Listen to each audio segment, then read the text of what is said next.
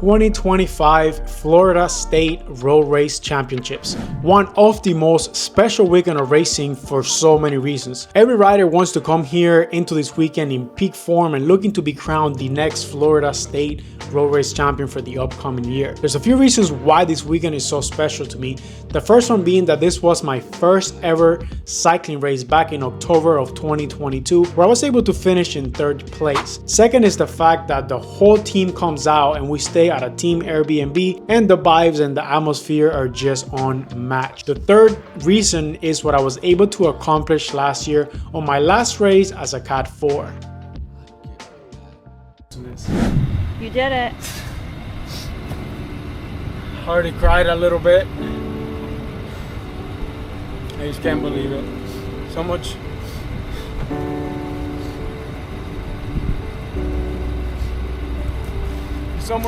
hard work and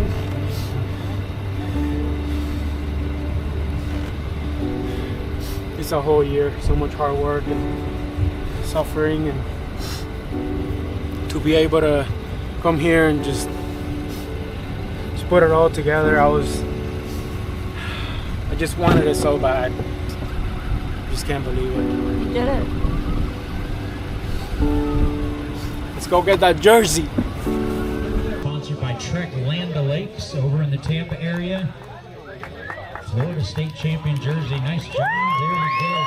Dennis Gonzalez, your Cat 4 State Champion in front of Brian Santiago, King Francis Serrano, and Jaime Rodriguez. Over to men's category 3. Wow, it looks really nice. I need a smaller one. This is too big. In 5th place in men's category 3. Saturday is age group and Sunday is category day. So the question is, can I become back-to-back state road race champion? It's definitely not going to be easy, but we're definitely going to give it 100%. Race morning usually starts off with some high-carb breakfast and any bike prep that gets left to the last moment, along with just pinning numbers and getting the race fueling ready, all in time to make it to the venue for one last bathroom break, of course, and a good warm-up. And just before you know it, it is time to get right back down to business.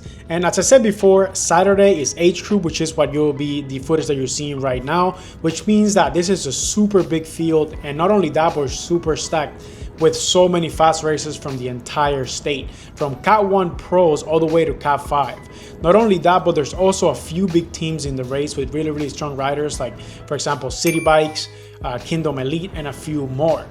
I'm racing solo, so my goal is to try and stay towards the front the entire race without spending too much energy, but also with such a big field, even if it requires me to use a little bit of energy, but in it will mean that I can be a little bit safer up there, then it is definitely well spent energy. This race was full gas the entire time.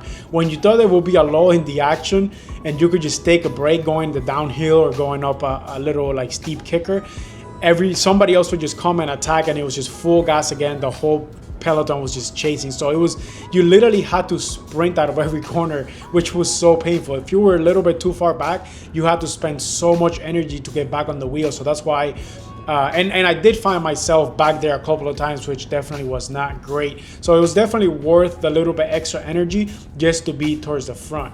It really was unfortunate how the race played out for me, which we will talk about here in a second, but I don't only want to share the good moments in this video through the videos that I make. I also want to share the struggles, because that is also important, because you definitely, in my opinion, you learn more from mistakes and hard times and hard races than you will from just going out there and winning a race. At least that's my opinion. If you've been watching my videos for a bit, you know that I've been struggling with really bad back pain for a while on many races this year, like Unbound 200, SBT, and so on. And during this race, the legs, to be honest, felt pretty good, but the back pain was the worst that I had at any race this year. After a very hard hour of racing, I was literally just hanging on. Like literally, I'm not even joking when I say I was hanging on just to try and finish the race with still over an hour to go. Other riders were also obviously feeling it. With it being such a diverse field. Like I said, there's all the way from Cat 1 Pros all the way to Cat 5s. So some of those guys that were also hanging on, but because of their fitness, they just started opening gaps. And it came to a point where like the race was just going so fast, like 30 plus miles an hour. There was a really big gap, like 3-4 riders just left. And honestly, I wouldn't say it was my fault for being at the back. That's just honestly, the back pain was so bad that I was just trying to survive. So unfortunately, that's what happens when you're at the back of the race. And at the time that gap got open, the race just went full gas and I was not able to close the gap. This is something that I've been working on in this off season. If you follow me on Strava, I have talked about it there a little bit. And I already got X-rays. I even went and I paid for an MRI. And I will be talking about this whole situation a little bit more in depth on another video. But you know what I have from the MRI is a small fracture in between vertebrae. So I'll put the exact term right here on the screen for you guys that are interested. But I honestly feel that I could reach a whole nother level if I can get this fixed. It's just so frustrating when your legs feel good and you physically feel good, but you're limited by other things like back pain or, you know, whatever that could be. And I have raced a lot this year and I have not DNF'd a single race. And I really did not want this one to be the first one. I was really disappointed. I honestly, after just kind of getting dropped, I rode on my own I did a lap and a half on my own, and because I just didn't want to DNF, I wanted to finish the race. But you know, on that last lap, I kind of came to my senses. I talked to myself and realized that there was honestly no point for me to even finish the race, because this being age group day, there's not even upgrade points for me to, you know, to get my Cat 2 upgrade. So there was just no point. And with another very hard race to come tomorrow, I honestly, what I needed was just to rest up as much as possible, get my fueling, hydration, everything properly, and more importantly, just get my mind right, because it is so easy to get caught up on negative thoughts and just negative energy after such a frustrating performance that it would absolutely ruin the race coming up the next day, even before the race actually starts.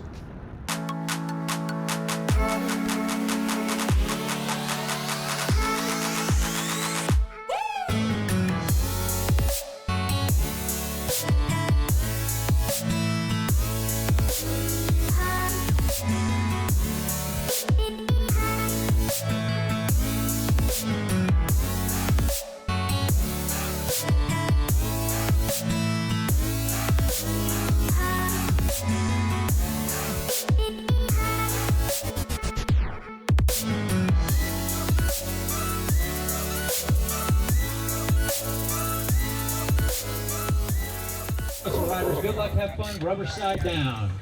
Here we go, Cat 3's underway, forward, stay put.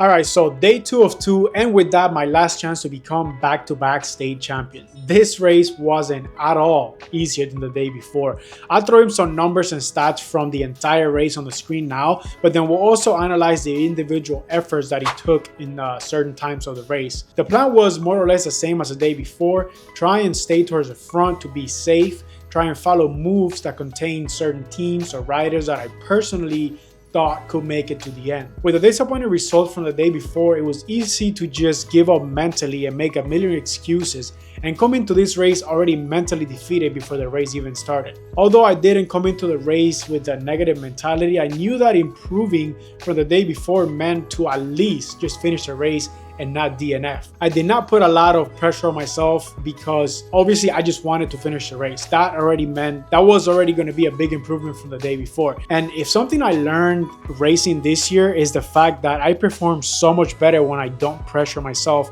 or look at result goals. Now, that doesn't mean that I didn't have expectations or I wanted to do good in this race, because that's definitely not what I wanted. I put so much time, so much effort, and so much training to be ready for this race that, you know, I was being realistic, and I knew what could have been the possibility and how the race could end up early for me. I still had high expectations, and I still wanted to perform good because I knew that the legs were really good the day before.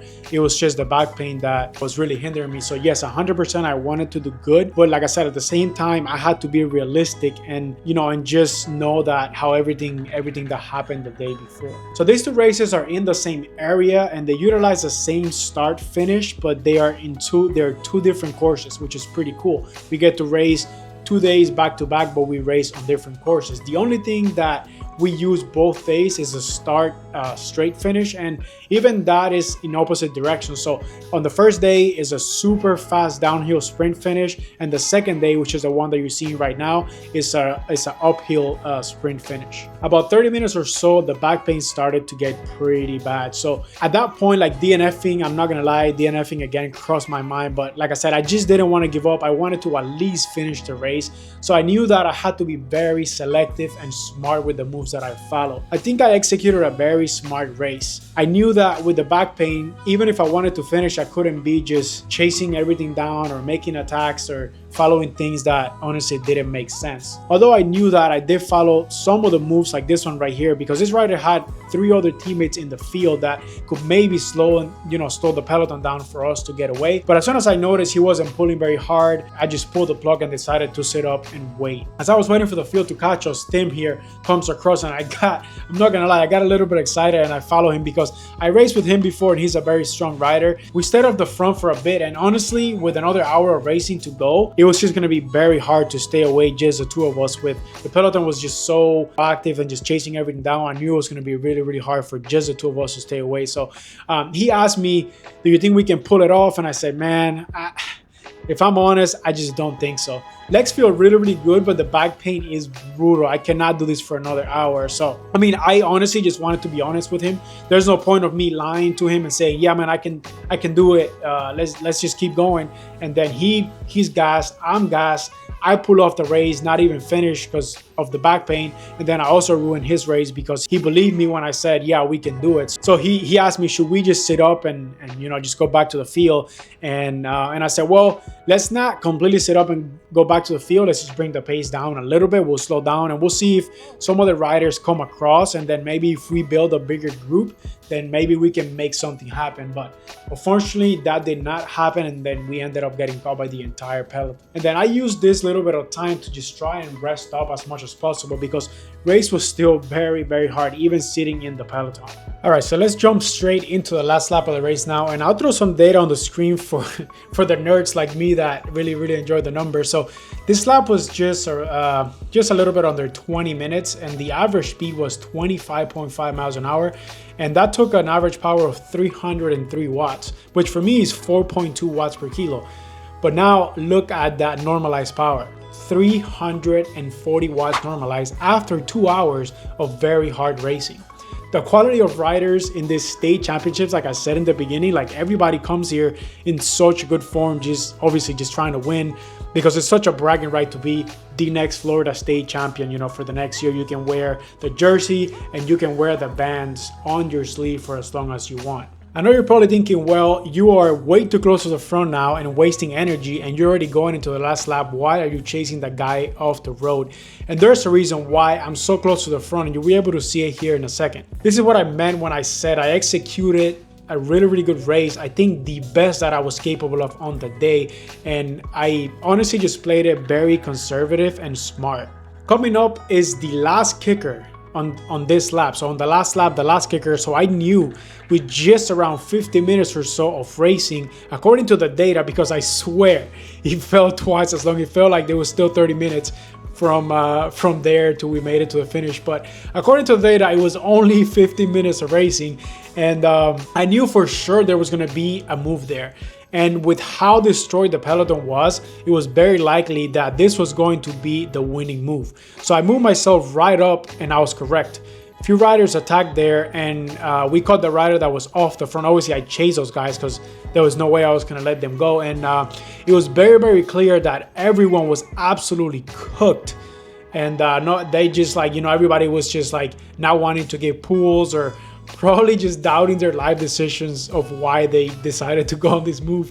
And I know for sure I was doubting every damn life decision. But at the same time, I was 100% committed to making it to the end. Let's take a look at what it took for me 2 hours into this race to make this break the winning move all the way to the line. So that was, like I said, 15 minutes at 350 watts NP after 2 hours of racing. That is absolutely crazy. just me looking at it, it just seems crazy. But it was also very clear that, I mean, I was hurting a lot, but so was everybody else. So like right here, I didn't open this gap or skip the pool on purpose. Like, I'm not trying to be smart. I was just absolutely cooked. Something that I didn't mention throughout the whole entire video is how hot it was. Like, I think the average temperature, according to you know, the Garmin, sometimes it could overestimate it a little bit because it's reading the temperature of the ground. But I think it said like it was like around 95 degrees, and I think the humidity, if I remember right, it was like around 70% when I looked at it earlier. So at this point, it wasn't just my back that was cooked. It wasn't just the back pain, but the legs were absolutely shot. When it comes down to this type of finishes, I believe that it's not just the strongest riders physically that win, because you need so much mental strength and energy to pull this off. I knew I didn't want to come to the finish with a group of 6, so that's how many of us were in the breakaway at this point. It was 6 of us. The field wasn't really close to us or anything, so we knew we were going to make it, but I knew I didn't want to make it to the line, or at least not make it to the line without giving it one more effort. And I knew there was a place with around 2K to go, because that's where I attacked my break companion last year to win solo. So I knew I had to try once again, no matter how wrecked I was, and I did. Now you're gonna have to bear with me here, because for some reason, on probably the most exciting finish I ever had to a race, my camera decided to just freeze in the last like 2 minutes of the race, and then it started recording once again after start finish, which is absolutely ridiculous. So I'm gonna try and narrate it the best I can with what I got. What did the last 2 minutes of a very hard 2-hour and 50-minute race took? Well, only, and I say only, 425 watts. Now let me put that into context, because for some it might not sound like much when you think about, well, 425 watts for 2 minutes, that's not that bad. But this was after a very hard 2 hours and 50 minutes. Now, my best ever 2-minute power fresh is around 455 watts. So just 20 watts shy of this. And this was after a very, very hard race with scorching back pain. So this just shows how bad I wanted it, and I was willing to empty the tank all the way to the finish. Let's see how this played out with what I got. So once I attacked with 2K to go, I managed to get a small gap, and the only rider that followed was Sean Watson.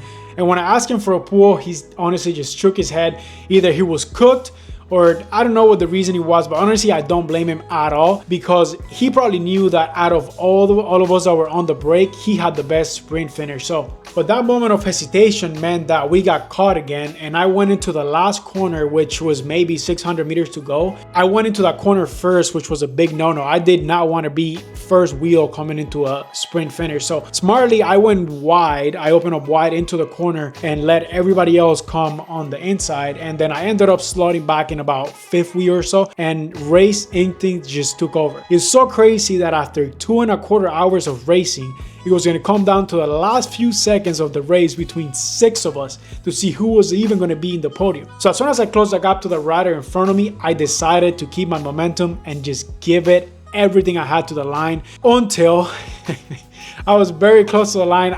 For a split second, I thought I was going to make it, until Sean Watson just flew past me, which honestly was to be expected. He has, you know, the best sprint out of all of us. What was not expected was getting peaked at the line by literally like half a tire width. It was absolutely, well, maybe I'm over exaggerating a little bit, but at least like half a wheel. Like, it was absolutely crazy that after such a hard race, after, you know, everything that goes, all the suffering that you go through 2.5 hours, it just all came down to the last few seconds. But that is racing.